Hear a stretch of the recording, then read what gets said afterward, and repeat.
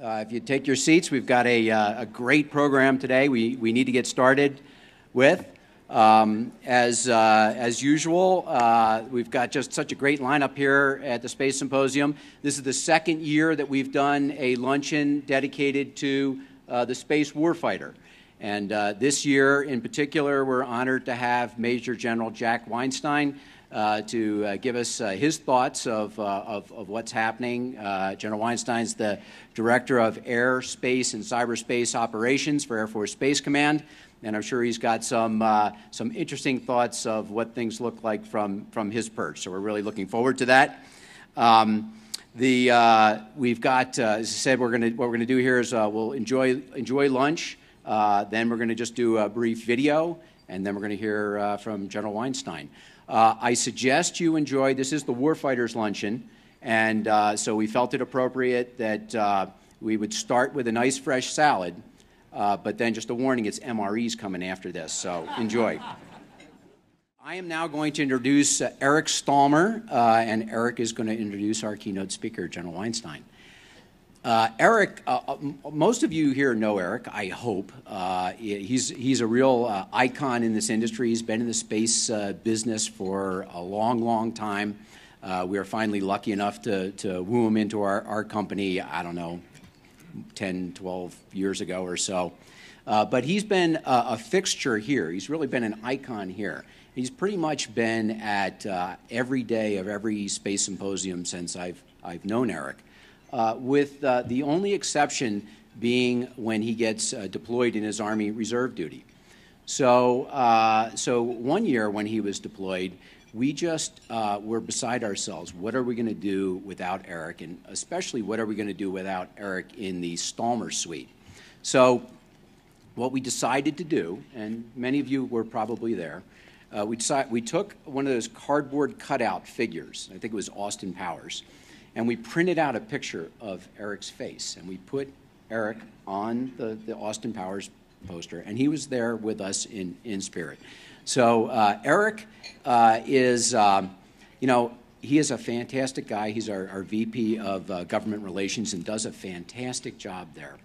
But kind of, as an Army guy, there's something there that just I'm a bit disconnected with, and it kind of scares me to think of you, Eric, with a gun. That's just something that really scares me.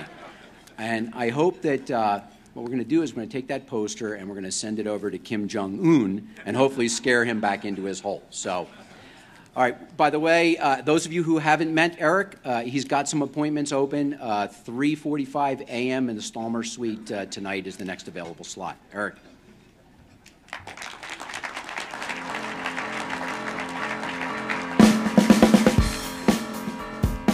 Thank you, I guess. I appreciate that. I do other things than just the parties here at the Space Foundation, but that is certainly the events here at Space Foundation are fantastic, and everything that the Space Foundation has done here, and the networking and the opportunities that avail all of us is just immeasurable. So I want to thank you. But on a serious note, I really need to thank Paul and the management at AGI for the tremendous support. I mean, Paul really wrote the book on how to take care of employees. Those of you that know our company know that we are a very fun company, very youthful and energetic. And when you have your six taken care of, and when you know that someone's watching your back, when you have to go away for those things, it makes the work that you do so much easier and everything. And so I'm just indebted to the folks at AGI for their support. And without it, I wouldn't be able to continue to serve in the Army Reserves, which I really enjoy doing. And as you said about the perplexity of what I do in the Army, it's a big Army. There's a lot of jobs, fortunately, and fortunately for me. But I can't tell you how much of a privilege and an honor it is for me today to be able to introduce the keynote speaker, who truly is really one of the great leaders in the national defense space community. A few years ago at this very event, I think the evening event, we were fortunate enough to have then Brigadier General Weinstein join us for dinner. And we quickly noted through his personality and just tremendous technical competence that this clearly was a guy that was going to ascend quickly through the ranks. which was very fortunate for us in our table because it turned out that the 06 that was at the table with us has since been demoted and is now at a weather station in Greenland. So we're really pleased that one of them had really succeeded after that night.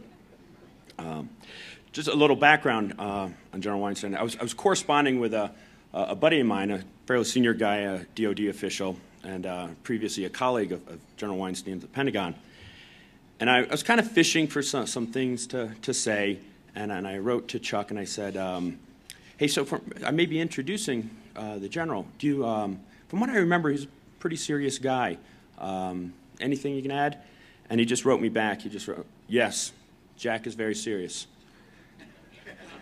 And I paused and, hoping there would be something else, and I said, is anything else you can give me on that? And he wrote back, and unfortunately he did. But he said that he had worked, with General Weinstein for years, and they grew up through the ranks together. Incredibly smart guy, he said, great leader, and noticed early, very early, one with huge potential. And lastly, he said, he's probably the most serious person there is on the space mission. So I think for us, it's very fortunate to have him in the position that he's in. And as you talk to other people in the Springs, as I was fortunate to talk to some of the soldiers in his command last night, those similar observations were noted. And those are the observations that people said are truly the qualities of a great leader. He's trusted immensely by his superiors and respected immeasurably by his contemporaries and his subordinates. Those are the words you don't find on an official bio, among other things you don't find on his bio. But those are certainly the qualities and values that we cherish and we need in our military leaders. And fortunately, that's he embodies those leadership things.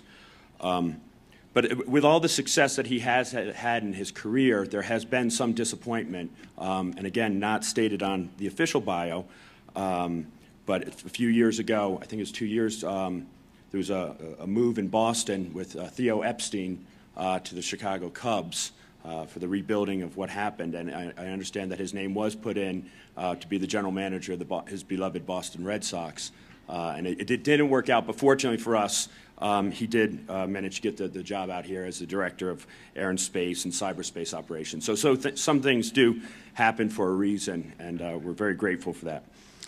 So in his bio, it's just too impressive to go through all of his awards and decorations and his assignments, but I do want to highlight some of his current assignment as well as his previous assignments. As I said, he's the director of the air and space and cyberspace operations here at Peterson Air Force Base, part of Air Force Space Command. His responsibilities enormous, but basically organizing, training, equipping the Air Force Space Command units for space and cyber operations, and integrating space and cyber capabilities into the operational level of war. And as we know from the various speakers today, how critical that is to the warfighter, not just the Air Force, but also the Army and the Marines, the sailors, everyone on the ground. His mission areas include missile warning, space control, space lift, range operations, satellite command and control, nuclear event detection, airfield operations, network operations, defense and cyber, and that's just the stuff he does on Tuesdays. So that, not to mention some of the other things. He had served at Headquarters, Air Combat Command, Air Force Space Command, and the U.S. Strategic Command staffs. And he's commanded at all levels. It's the squadron, group, as well as the wing levels. Deployed to Southwest Asia as the Director of Space Forces for Operation Enduring Freedom and Iraqi Freedom. And most recently, prior to this assignment, General Weinstein was the Deputy Director of the Office of Deputy Director, Chief of Staff for Strategic Plans and Programs at the Headquarters Air Force over at the Pentagon. So without further ado, as I said, truly a great honor to have General Weinstein here with us and to share his insight here at Space Command. Thank you very much.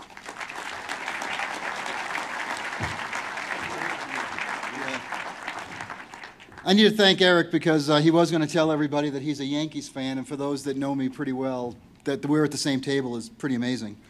The other thing I want to thank Eric about is when you introduce a guest speaker and you realize that the bio is pretty long, that doesn't mean I'm accomplished, that means I'm getting older. So for Eric, I want to thank you for that. I was also going to introduce myself today as Lieutenant General Susan Helms, a close personal friend of mine, and we're a great professional friend, but I don't think I could pass that off And she was originally a guest speaker today. Well, as you can see, I'm obviously not General Helms, but due to ongoing budget reductions throughout the government, instead of listening to a numbered Air Force commander and the commander of United States Strategic Command Joint Functional Component Command for Space, you have the amazing privilege today of listening to a staff guy. And don't forget, it's a staff guy at a warfighter lunch. But you'll soon realize that this staff guy and Air Force Space Command is doing operations, and we're doing day-to-day operations, and that's what I'm going to talk about today. So before you decide to take your lunch to go to a different room, as you're trying to find out where the real warfighters are hiding, I ask you to take the next few minutes with me to engage on a subject that is fundamentally changing and transforming the way the Air Force as well as combatant commanders are viewing Headquarters Air Force Space Command. I am really honored to have this opportunity today to speak with you, and I hope by the end of today's discussion you will agree with me that the ongoing changes occurring within Air Force Space Command have far-reaching and positive impacts to the warfighters around the globe. I would like to stress that this is not an insignificant change. Standing at 31 years now, there have been only 5 events in the history of Air Force Space Command that I would qualify as revolutionary or truly fundamental. These events stand above the normal day-to-day business, and sometimes that day-to-day business is extremely heroic of Air Force Space Command and represents the most critical and significant changes in the history of this command. Obviously, the creation of Air Force Space Command in 1982 under the leadership of James Hardinger was the first fundamental event. Second, in 1993 and again in 2009, Air Force Space Command experienced vast change when the ICBM mission transitioned in and then out of Air Force Space Command. Third, we had to make a big transition when the Space and Missile Systems Center became part of this command in 2001. Another revolutionary change occurred in 2009 when Air Force Space Command gained responsibility for the Air Force Cyber mission.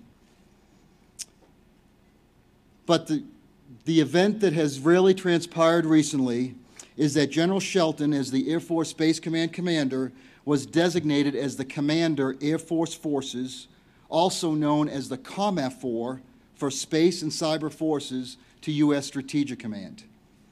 During our discussion today, we'll explore what it means to be a COMAF, how Air Force Space Command is transforming to meet this responsibility, and what this role means for the warfighter. And by the time we are finished, I hope you will all agree with me that this new designation for the AF Space Commander as a COMAF is truly revolutionary and a positive change for our Air Force. But before we dive into Air Force Space Command's roles and responsibilities, I think one of the benefits of the Space Symposium is an education. So right now I want to give a little bit of an education on what a COMAF is.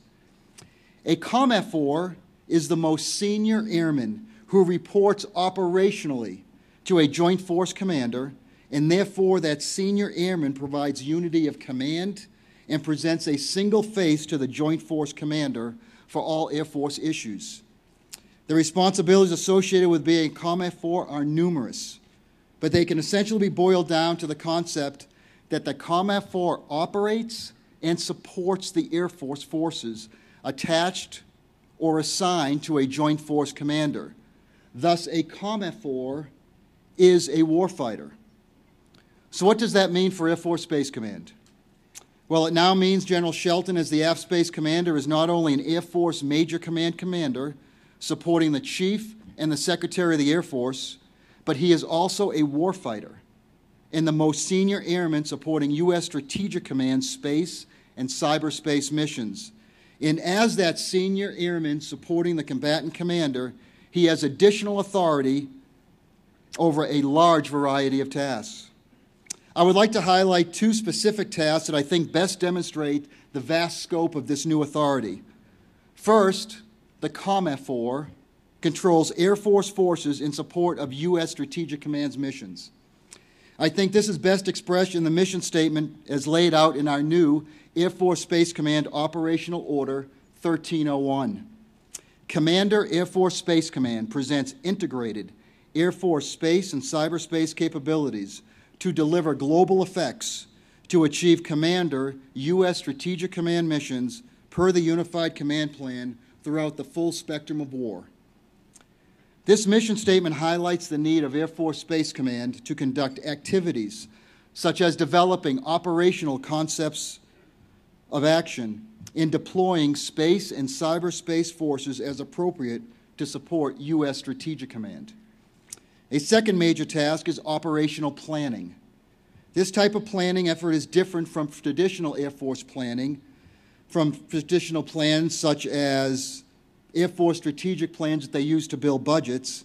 Instead, operational planning encompasses developing strategies that explain how the COMAF plans to exploit Air Force space and cyberspace capabilities to support the combatant commander's objectives. This new responsibility is focused at the strategic level and is linked to the combatant commander's strategic planning efforts. So while JFCC Space and the 14th Air Force focus on the operational and tactical levels of war due to the nature of their missions, Air Force Space Command helps provide a focus at the strategic level to U.S. Strategic Command for Air Force space and cyberspace forces. So to make it a little plain, so while others are focusing on how we fight, the tactical level, and what we fight, the operational level, Air Force Space Command must help U.S. STRATCOM identify why and with what we fight in the space and cyber domains. This new strategic planning role will help synchronize Air Force capabilities with U.S. STRATCOM and other combatant commander missions. Understanding how to strategically support combatant commanders using space and cyber is not something that just anybody can do. As you are all aware, and this audience knows better than anybody else, space and cyber are incredibly complex domains, and they have fundamentally changed the way we fight and win wars. But closely related to this concept is the fact that space and cyber also fundamentally change how we strategically plan, employ, and integrate those capabilities into the fight. This means we need experts who not only have in-depth knowledge of service-unique capabilities delivered in these domains, but who can also translate those objectives into combatant commanders' plans and capabilities. This is where Air Force Space Command and its space and cyber experts fit into the picture. The U.S. Air Force has a fine history of providing world-class training in our own traditional service responsibilities of organizing, training, and equipping what we call OT&E, our forces.